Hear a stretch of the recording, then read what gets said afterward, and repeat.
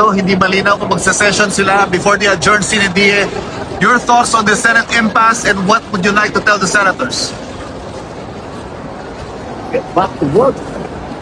Get back to work because it's important. Dami natin kailangan gawin. Look, we had a meeting sa Uplift Committee and marami tayong kailangan pagawa sa mga batas. Like we were thinking na baka magka-supplemental budget, baka makapag-amyendahan namin ang mga ibang batas. Ito ay kailangan para makapagbigay tayo ng tulong sa taong bayan dahil nasa world crisis. Kung walang session, hindi ko nga maintindihan dahil ang pagkaintindi ko is that ang rules, at congressman naman ako, at senador din ako, ang rules dyan, bago ka mag-cancel ng session, you have to inform the other house 3 days before you cancel the session.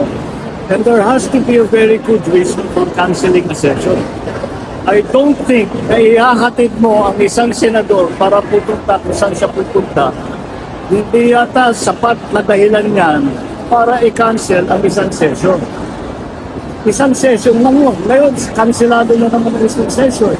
Hindi ko na maintindihan kung paano sila magtatrabaho kung ganito. Ang House of Representatives ngayon ay nagtataka kung paano ba, nagbago na ba yung rules, nagbago na ba yung mga patakti natin kagaya ng sa mga nakaraan.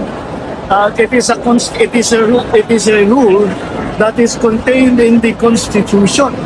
And so, I'm afraid whatever, all these events that we have been witnessing has thrown the Senate and its leadership the whole Senate into disarray. It has discredited the leadership and it has stopped the essential business of legislation and government. The 2 other departments continue to work. The executive continues to work. The judiciary continues to work. Why does the legislation decide? Why does the legislature decide to stop working? I don't understand that. I talked to my my fellow senators at the time I was senator, and we cannot figure out bakit nagkaganito. Paano nangyari? Paano napunta tayo? Paano tayo napunta rito? Where the